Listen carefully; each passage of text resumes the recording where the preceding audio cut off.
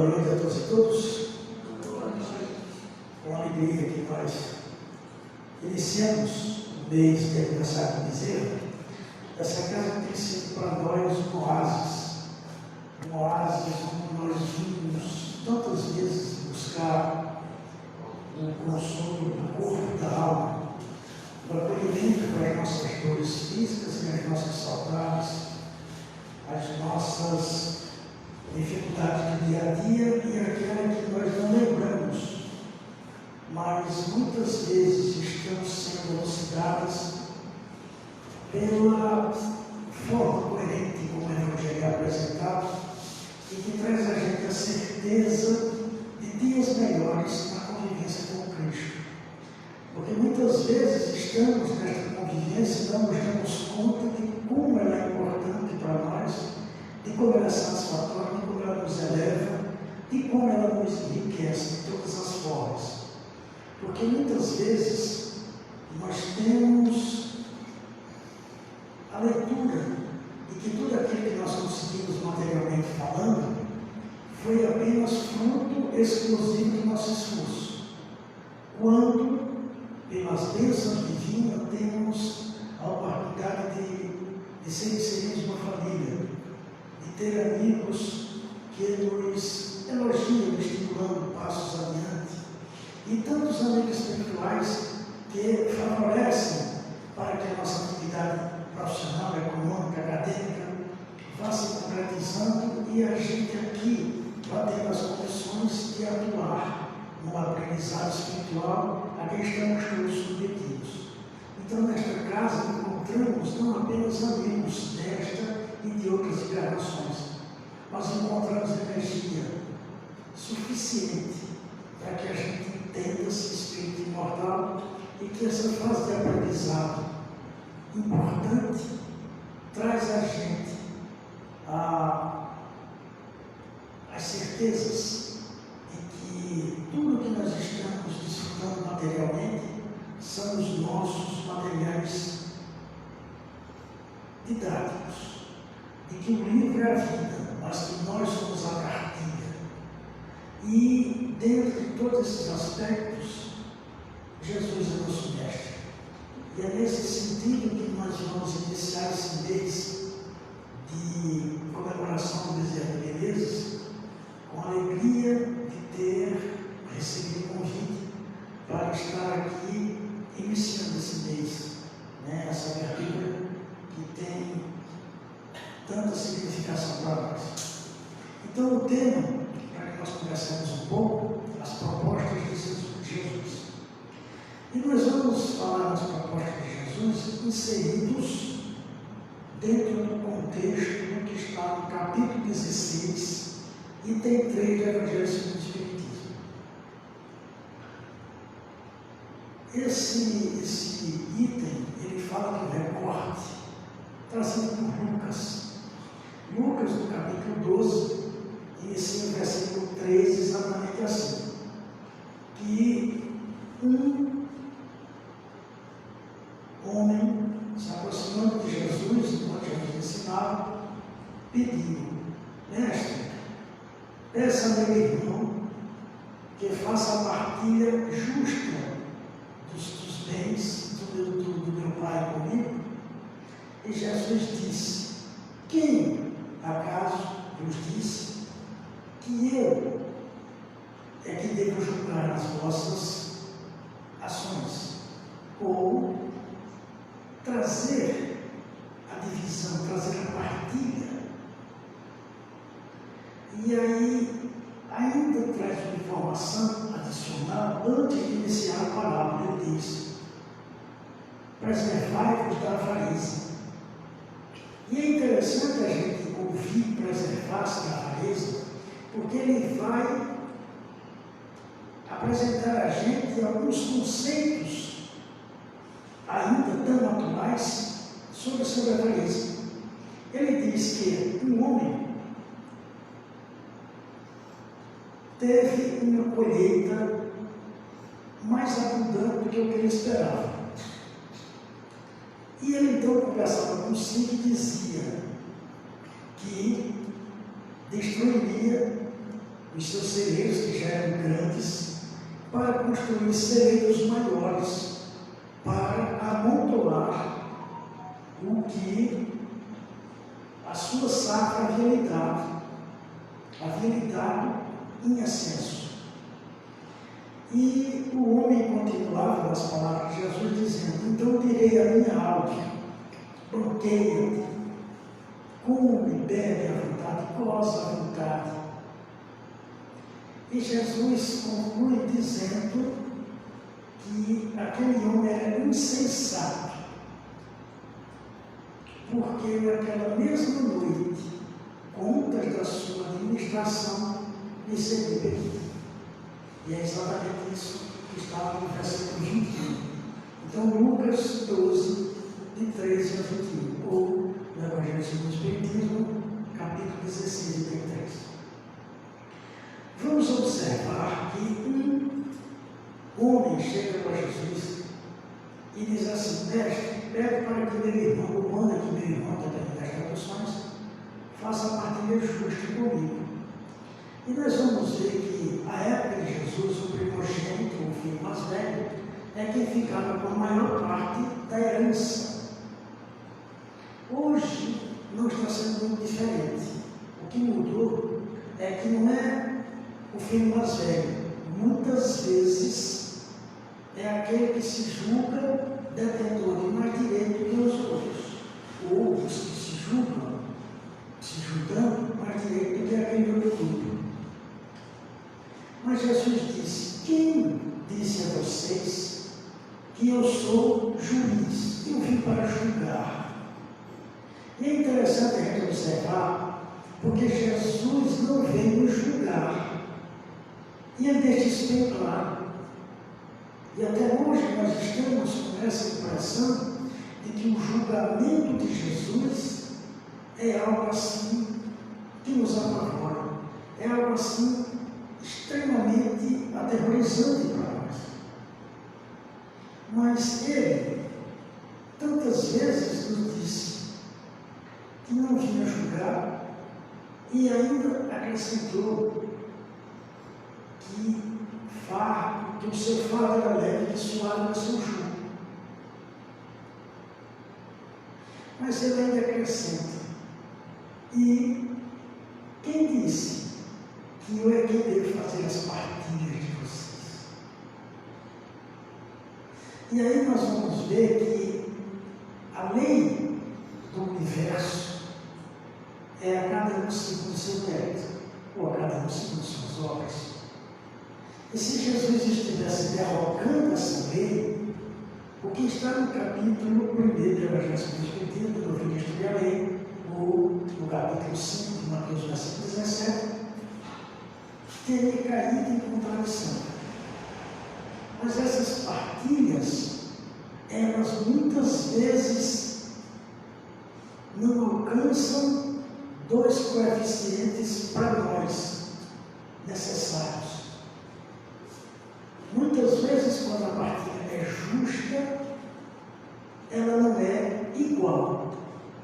E muitas vezes, quando ela é igual, ela não é justa. Então, esses dois itens, que para nós de entender coincidentes, nós estamos as mais das vezes querendo que aconteça o erro que nos beneficie, ou a verdade que de alguma forma alcance o outro e o deixe por vontade. Em outras palavras, o julgamento. E Jesus disse: eu não vim para julgar ninguém, nem vim para julgar nada, nem tampouco as divisões, nem tampouco as partilhas, nem tampouco. E aí nós vamos entender na fala dele da parábola o que muitas vezes ele tentou explicar-nos e nós tivemos dificuldade para entender. Por quê? Porque ele nos falava de uma maneira de todos os dias e com conceitos profundos. Mas a partir do momento que ele contava uma parábola, a gente ficava com a história até a gente entender a moral da história. Então vamos aos elementos. Ele disse que um homem teve uma colheita mais do que abundante, mais do que o que ele esperava, em grande excesso. E nós estamos vendo neste momento da Terra que nunca foi produzido tanto alimento, nunca foi produzido tanta roupa, tanto medicamento. Nós nunca tivemos tantas habitações, nós nunca tivemos tanto entretenimento, tanta diversão, tanta alegria, tanta facilidade, tantas viagens, com deslocamento rapidíssimo. Mas isso não nos trouxe alegrias, isso nos trouxe facilidades. Mas e por que não nos trouxe alegria se as colheitas estão sendo sempre abundantes? Se tudo que ele está chegando pela misericórdia está sendo de uma maneira que todos tenham saciedade, fartura. Mas pela fala de Jesus nós vamos entender que essa fartura não está chegando a todos nós, não está alcançando a todo mundo. Porque aquele que tem alimento não tem medicamento, aquele que tem medicamento não tem a roupa, e assim a gente vai encontrando a maneira, que foi a primeira da humanidade, que é a troca, ou escândalo, né? Para entender que é somente nessa troca que todo mundo ganha. Então Jesus continua. E o homem que conversava consigo ainda dizia: derrubarei os meus celeiros e construirei celeiros ainda maior.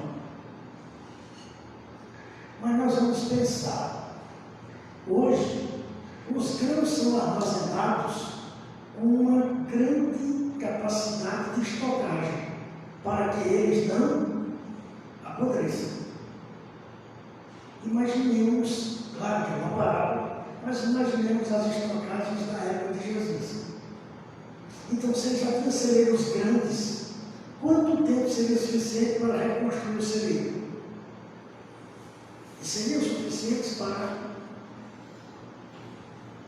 construir os maiores e ainda há tempo de colocar os grãos? Então Jesus estava falando que era um talento enterrado. A mesma parábola dos talentos que nós vamos encontrar no Evangelho de Mateus. E falando exatamente que aquilo que nós temos, de qualquer forma nós temos.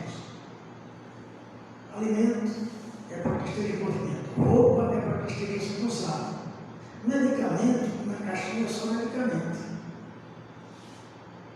Então tudo que está nessa nossa maneira de disposição tem um tempo de validade. E quando a gente doa, quando a gente faz esse movimento, a gente não está enterrando o talento, a gente está multiplicando o talento. Ainda que a gente troque aquele alimento por alguma outra coisa que a gente precisa, mas dando a oportunidade àquele que ou vai consumir, ou vai comercializar aquele alimento, tenha também a oportunidade daquele servir a outras pessoas. Então, quantas vezes nós temos essa informação dada por Jesus, de que, ainda que a inteligência, a audição, a visão, se tudo isso estiver em sentido de multiplicação, de construir a vida, de construir a paz, de edificar em nós a harmonia, se multiplica. É a mesma coisa que nós pecamos. Eu não sei se ainda há esse costume, vocês conhecem esse costume, já que vocês são bastante jovens. Vocês lembram de uma época que tirava o sabonete e botava dentro da gaveta? Alguém lembra, não?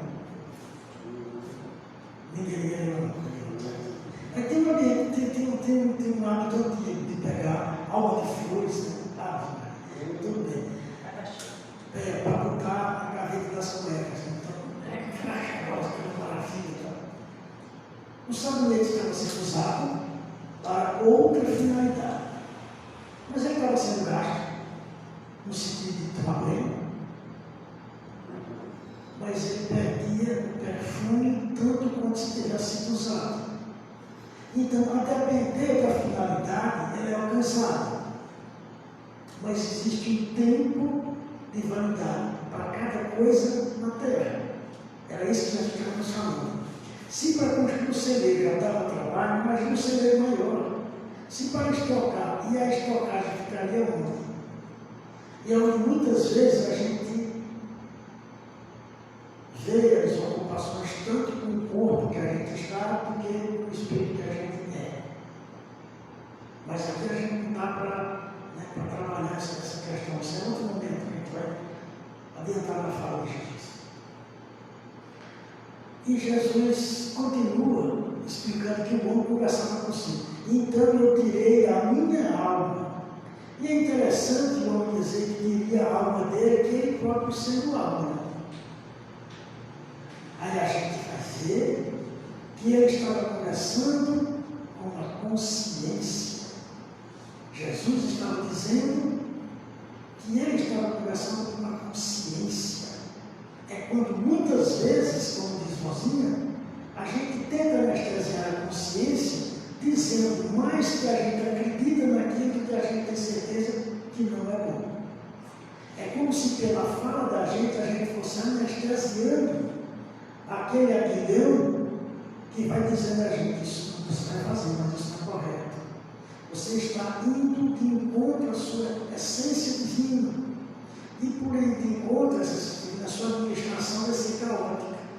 E nesse caos, há de virar a doença, há de virar a perturbação espiritual, há de virar a perturbação financeira, há de virar outras perturbações. Então Jesus estava dizendo não apenas a solução, mas a vacina. Jesus não estava apenas apresentando um antídoto que só serve para depois, mas a vacina que previne. Então, quantas vezes nós estamos nessa conversa, né? E aí essa conversa parece muito mais presente quando ele diz assim: bem-aventurados os humildes, porque deles é o reino dos céus. E aí nós vamos entender que a unidade que a gente estava falando não tem nada a ver com pobreza, com miséria, com falta de conhecimento, com falar errado. Mas é muitas vezes a gente saber que foi magoado e que não devolveu a mágoa. Que a gente foi acusado e silenciou, para que aquela acusação não se converta no arma da gente e a gente afine o outro. E mesmo que a gente possa devolver a direção, a gente faz a opção de não devolver. Mas eu preciso entender porque não devolver.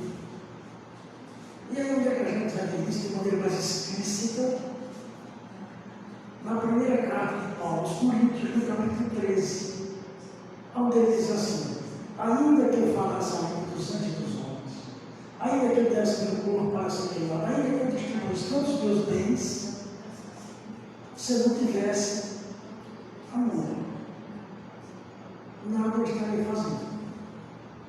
E esse nada eu estaria fazendo não é porque aquilo, a distribuição dos bens, por exemplo, vou falar a língua dos anjos, não tem nenhum significado. Tem, mas não tem um significado espiritual de elevação, de melhora, de patamar de escolhas mais aprimorado.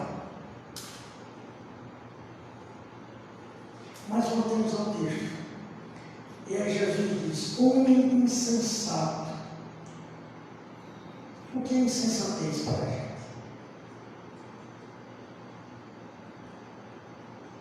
A calúnia é insensatez. A avareza, a mesquinhez, a inveja, mentira, a cobiça, os excessos. Quando tudo que Jesus veio nos apresentar é sensato.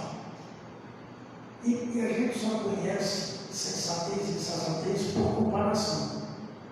Se a gente diz, por exemplo, que essa parede não é verde, a gente imediatamente olha para ela. Por quê? Porque na cabeça da gente vem a verde e a gente tem para comparação. Mas a partir do momento que a gente não tem um parâmetro de comparar, a gente fica aquela suposição. É o imaterial. Mas todas as mensagens de Jesus, ele nos dá a oportunidade de comparar. Disseram isso e isso, eu porém vos digo, que é para a gente ter a condição de entender e fazer a escolha. Por isso que são propostas de Jesus. São convites. E a gente tem visto que esses convites para a gente tem soado com muita emoção. Porque, como nós dissemos aqui segunda-feira passada, a paixão é fruto do encontro, mas a amizade é construída. Então, para ter amizade com Jesus, é preciso convívio, é preciso integração, é preciso conhecimento. E a gente vai entendendo que isso leva tempo. Mas se emocionar com a mensagem de Jesus, nos emocionamos. Mas quanto tempo passamos emocionados depois que assistimos a exposição, seja aqui no Bezerra ou pelos vários canais de comunicação que temos, ou qualquer casa religiosa? Quanto tempo aquela alegria que nós sentimos, aquela emoção, quanto tempo ela consegue durar? Então, Jesus continua falando sobre a insensatez. Esta noite mesmo te será pedido conta da administração. E ao que a gente, vindo de outras religiões, ainda pensa, é que Jesus aqui vai tomar conta da nossa administração. Jesus vai estar com uma cadeiretinha, né? No meu caso, uma cadeiretinha, vocês vão entender, onde estão anotados todos os nossos deveres. Né? Eu devo. E nunca a gente está satisfeito, porque tem sempre ideia de um débito que a gente não consegue pagar. Mas vamos pensar no que está no capítulo 21 de João. Jesus olha para Pedro assim: Pedro, filho de Jonas, tu me amas? Sim, Senhor, tu sabes. Apacenta as minhas ovelhas. Pedro, filho de Jonas, tu me amas mais do que esses daqui são capazes de me amar? Sim, Senhor. Então apacenta as minhas ovelhas. Pedro, filho de Jonas, tu me amas mais do que amas a esses todos aqui? E aí eu choro: Senhor, tu sabes tudo. Tu sabes o que amo. E Jesus disse: apacenta as minhas ovelhas. Jesus perguntou se ele tinha dinheiro, propriedade, títulos, honrarias, se ele tinha frequentado curso de passe, se ele tinha faixa branca de correspondência, faixa branca de karatê de correspondência. Ele perguntou: tu me amas? Isso quer dizer que para amar Jesus é preciso a gente saber o que é isso. Saber e sentir. E aí quando Pedro diz na frente de todos, porque imaginemos, um homem perguntar ao outro se ele o amava na frente de todo mundo.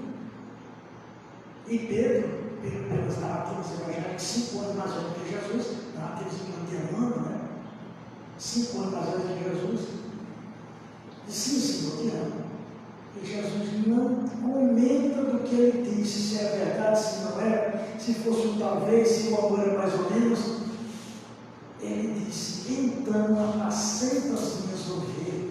Que esse amor só em você. Que esse amor por mim, que está em movimento e não nos celeiros, alcance os que menos afortunados que você precisam da esmola, como ele vai falar depois, esqueci agora o capítulo, mas no livro de Humberto Campos. Ele diz assim, a esmola da caridade, a esmola da caridade.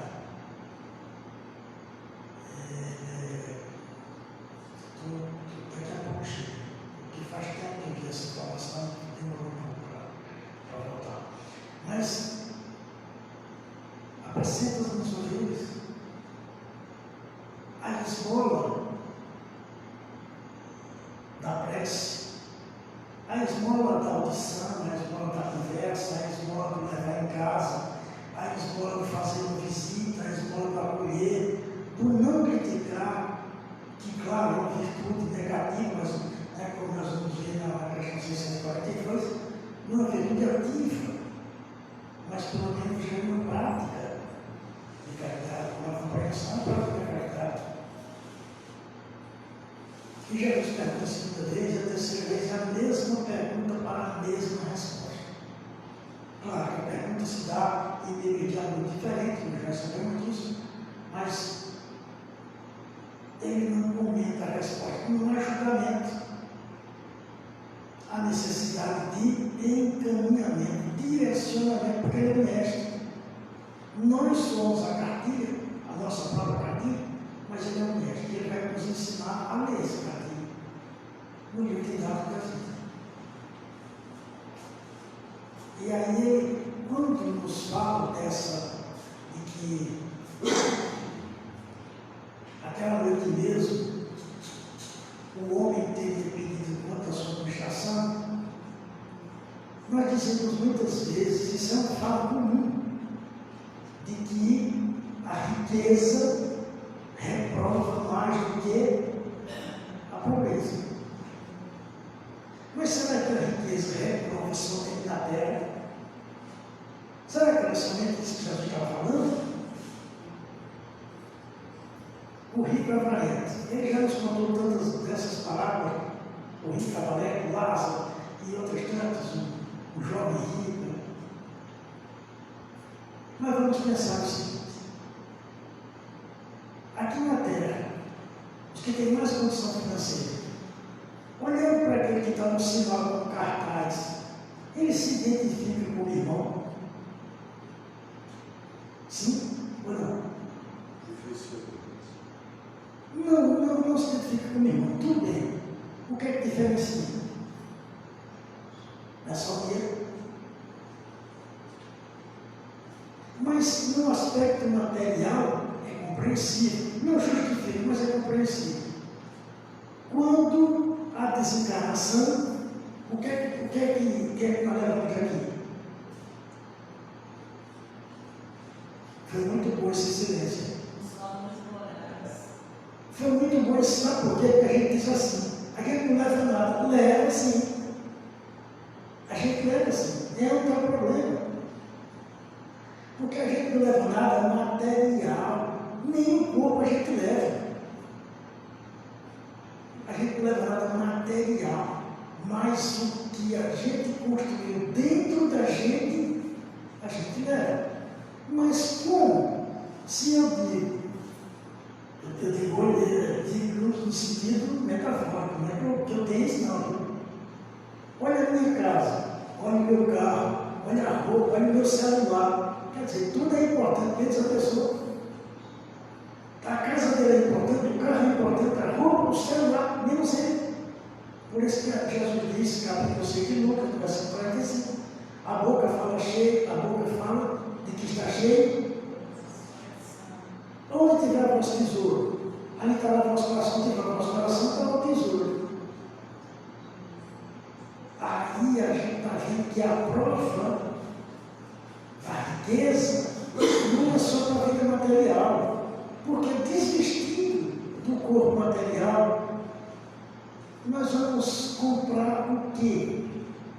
Isso está no capítulo 14, se não me engano, versículo 3, a gente que nós vamos comprar um albergue, né? Chegar na casa do Pai Família de Cristo, Pai, eu quero uma cama melhor, porque essa aqui está muito pobrezinha para o meu gosto. Eu quero pagar na conta de 100 mais só, por favor. Né? Eu quero um quarto exclusivo, eu não posso ficar em enfermaria, brincadeira. Falando com o Pai Família de Cristo, imagina. Então, a prova maior, ao meu ver, está aí. Porque a pessoa se acostumou a comprar e a mandar. E agora ela tem que pedir. E quem sabe mandar, sabe fazer? Ou só sabe mandar? E quem faz nem sempre é por humildade, não. É por medo também. Nem isso por mim. Eu também. Mas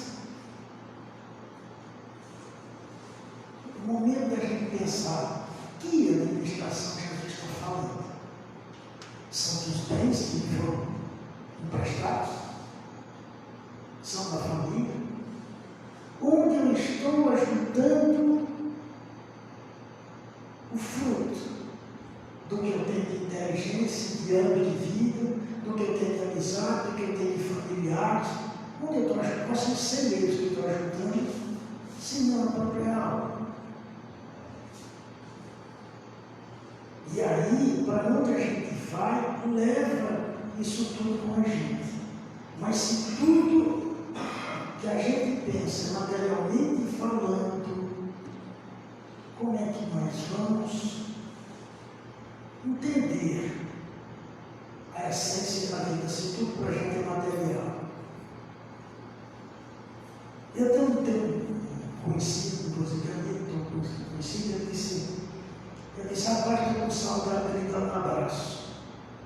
Ele disse, Rubinho, tu disse que não é materialista, mas tu quer me abraçar fisicamente? Eu posso te abraçar no teu espiritualmente. Eu achei isso fantástico. Porque tem uma grande sacada. A gente faz questão de abraçar para ter contato, para ter.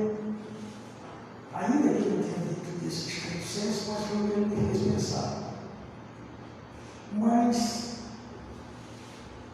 Jesus sempre está nos dizendo que tudo aquilo que nós temos é para favorecer a nossa estada aqui. Não é isso, está na questão 712 do Livro dos Espíritos. Kardec pergunta inteligentissimamente, como todas aliás, por que para as atividades humanas Deus colocou um mar de prazer, um lugar de satisfação? E os Espíritos respondem, para que o homem tenha alegria no conhecimento. Alegria de conhecer a verdade que liberta. Mas a gente, as mais das vezes, acha que o conhecimento é penoso, que a transformação é muito difícil. E estamos muitas vezes adiando esse momento de experimentar a paz que ele veio nos oferecer, não a paz que ele ofereceu pelo mundo, de ter uma condição mais tranquila de enfrentar as dificuldades que são comuns a todos os aprendizados, não porque Deus castiga, não porque Deus pune, mas porque a nossa administração está sendo cada vez mais apresentada que nós não vimos fazer aqui a nossa vontade, mas cumprir o propósito de vida. O Espírito que nos é apresentado como o modelo mais perfeito para nos servir de que modelo, disse que não veio fazer a sua vontade, mas a vontade do Pai. Disse no capítulo 17 de João que tudo o que falava, ensinava, não era por si, mas foi o que aprendeu do Pai. Aí nós voltamos à fala inicial, que as mais das vezes estamos achando que o nosso sucesso financeiro, familiar, profissional e outros campos se deve exclusivamente ao nosso esforço. parcela, não foi tudo. Porque nós temos muito mais ajuda do que aquilo que nós conseguimos imaginar. Temos influências e intuições não, inspirações, de uma maneira muito mais constante e contínua. Conversava antes de nós conversarmos com Marcos e com Walter, e ambos falaram das questões das ondas que estão nesse momento nos cruzando. Se nós colocássemos um dever aqui em cima da mesa, certamente nós conseguiríamos captar alguns canais. Se colocamos o rádio, colocamos várias frequências, se não todas de cada um. Os celulares, né, eu tenho pedido para que fosse colocado em modo silencioso. Por quê? Porque alcança aqui também. E será que nós não somos mais do que TV? Será que nós somos mais do que o rádio? Será que nós não somos mais do que um celular? Só que como essa conexão ela é tão sutil, embora os seus efeitos sejam constantemente sentidos, né? De abrimento de boca a tantos outros, né? A gente às vezes chega em casa que parece que a gente está carregando o mundo nas costas, e realmente está. Mas se essas conexões existem com os aparelhos eletrônicos e nós, que estamos o tempo todo emitindo e recebendo em variadas frequências. Aí, hoje à noite, no texto de hoje à noite, Jesus veio nos dizer: melhore a sua sintonia, aprimore a sua frequência. Mas, Senhor, quem teve você que ouve nas palavras de João, nas palavras de Pedro, covardes, onde faz? E aí a gente vai ver que ele está nos convidando para essa sintonia há muito tempo. E que a sintonia com ele vai nos trazer muitas alegrias. Vai nos trazer muitas percepções a mais, que são as colheitas sobressalentes. Que vai nos trazer uma paciência para enfrentar dificuldades que vão surpreender quem está ao nosso lado, porque nos conhecem como medrosos, chorões, zangados, baixinhos e cagueiros e outras dessas coisas. Né? Então, a abundância dos celeiros do Senhor, a abundância dos armazéns celestes, não nos toca, porque distribui o tempo todo. E é nessa que nós estamos aparecendo, ainda que não saibamos de forma objetiva. Mas sabemos que nem tudo o que acontece está decodificado por leis que nós conseguimos compreender. Então, se temos a capacidade de pensar, expliquemos com mais facilidade aqueles que retardam o passo. Se temos a capacidade de ouvir, escutamos, porque tem muita gente querendo falar o que nem ela sabe. Tá? Se temos a possibilidade de visitar, façamos a visita. E aí a gente pensa, mas por que fazer todas essas coisas sem um sentido, sem um objetivo, sem uma meta? Jesus disse que aquilo que nós estivéssemos fazendo ao menor dos nossos irmãos, era ele que estaríamos fazendo. Vamos atualizar esse pensamento. Qual o sentido de nós estarmos aqui essa noite? Se não para ouvir, para falar, para sentir Jesus. Hoje à noite, nós conversamos na segunda-feira, os que estão aqui, vieram aqui para a missão política, economia, agronomia, agronegócio, artesanato, culinária, sociologia. das ruínas que foram encontradas, 3 ruínas foram encontradas hoje no Amazonas por conta da baixa do rio. E é impressionante. Sei que vai fazer assim. Se vocês não vierem para uma hora para a gente conversar, imagine que Jesus sabe das alturas de luz para enfim estar conosco. Para quê? Para não dizer frases bonitas e de efeito? Para não ter um conselho que foi entendido por alguns nós estávamos naquela época, como loucura. Chega ao ponto, diziam os textos, né? Eu me lembro de 42, um texto diz assim, chega ao ponto de estimular a loucura de aquele que bater na face apresentar a luta.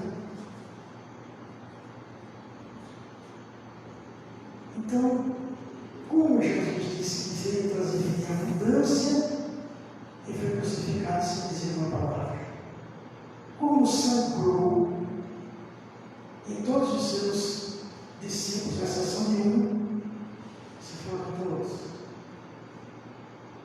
Como aquele que assistiu o seu nascimento, ou seja, a sua mãe biológica, era quem estava aos pés da cruz com ele, e relatos de Humberto de Campos, algumas mulheres, algumas até de Marzita. Como Jesus veio falar de coisas tão preciosas, se até mesmo os que andavam com ele não conseguiram sustentar as dificuldades quando ela se apresentou. Dali 3 dias, Jesus estava com eles. Comeu pão, comeu peixe, molhou o pão no caldinho do peixe. E aí a história mudou completamente. Porque nós não estamos falando mais nem do sacerdote, como foi Melquisedeque, nem nós estamos falando de outros tantos que passaram pela terra e sucumbiram. Nós estamos falando daquele que veio falar da vida imanente, da vida muito mais profunda, da vida muito mais plena, de uma sintonia que a gente ainda não conseguiu entender. Mas como a gente ainda não conseguiu entender, ele disse: permaneçam em mim, que sou visível, como eu permaneço no Pai, que vocês ainda não conseguem entender que é o Pai. Então, nesse momento onde tantos se proclamam enviados de Jesus, nesse momento em que tantos dizem que são professores, ou aqueles que professam a sua palavra, a sua. Quanto evangelho está nos fazendo falta? Quanto nós estamos carentes desse evangelho dele, que era boa da água viva, do Pai, água viva? Quanto nós estamos sentindo falta daquelas duas palavras, sem julgamento, sem repreensão, sem constrangimento, sem ironia? E ainda que nos dissesse que aquilo que estávamos pensando era fruto, era motivo de insensatez, nos acolhia a todos. Por quê? Porque crianças. E, capítulo 18 de Mateus, versículo 6, ele diz: ai, quem se fizer como criança. E é só criança que nós vamos entender que o que ele está falando é verdade. E não numa postura, num desejo de querer que os nossos conceitos prevaleçam sobre as leis universais ou mesmo sobre os ditos e feitos dele. Porque ele diz: céus e terra passarão, mas um miúde, ou tio, ou minhola da letra, não deixar de ser cumprido. não deixará de ser cumprido. Então, se ele veio nos ensinar a sair da guerra, por que nós continuamos em guerra? Para que continuarmos em guerra se ele veio nos ensinar a sair dela? E, conversava com o meu tempo esses dias, tem dado muito mais trabalho a gente adoecer do que se curar. Tem dado muito mais trabalho a gente ser pobre do que ser rico na graça de Deus. Tem dado muito mais trabalho a gente viver na miséria imoral que a gente vive do que a gente aceitar essa transformação sem mais os pesos que nós aumentamos, dizemos. Tem dado muito mais trabalho a gente viver de queixas, lamentações, do que definitivamente dizer, como a gente sempre diz, esse banquete de luz, a gente não sabe o que é banquete, e quando ele diz que nós éramos a luz do mundo, ele antes disse, nós somos o sal da terra. Imaginemos que aqui seja o saleiro. O que é o sal dentro do saleiro? O que é o sal dentro do saleiro? É o talento encerrado, é o talento enterrado, é o produto da colheita de celeiros amontoados para estragar, é a inteligência que não produz, é a vida que não anda para frente, é a capacidade de abraçar o outro que permanece de braços cruzados, e aí nós rogamos dele luz. Mas essa luz, que é a nossa consciência, que nos chama o tempo todo para essa vida maior, para essa comunhão, para essa integração, como nós estamos tratando essa luz? As maioria das vezes buscando ser o quê?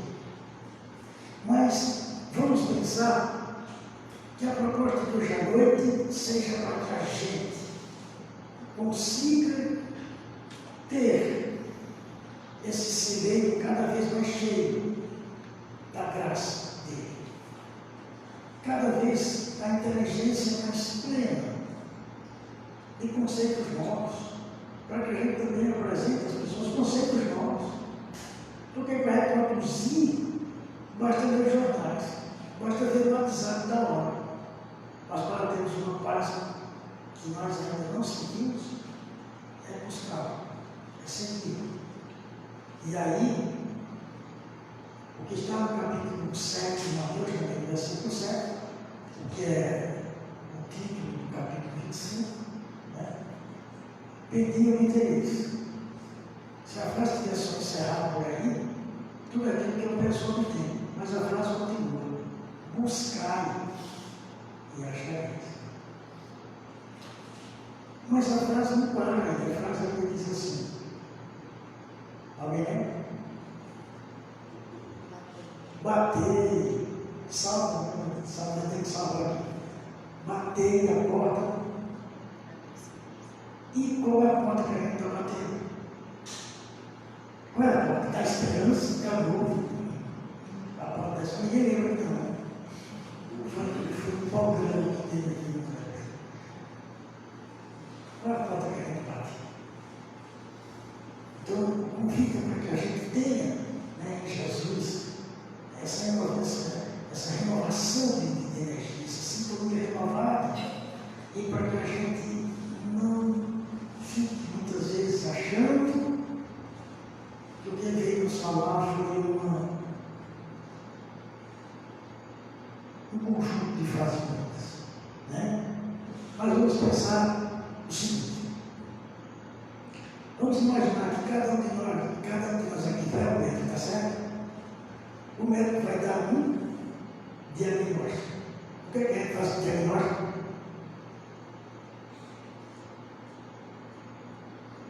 Ninguém foi nunca ao médico aqui, não foi? Ninguém nunca foi aqui. O que é que a gente faz com o diagnóstico? Começa um tratamento. Jesus veio dizer: nós somos o sal da terra e a luz do mundo.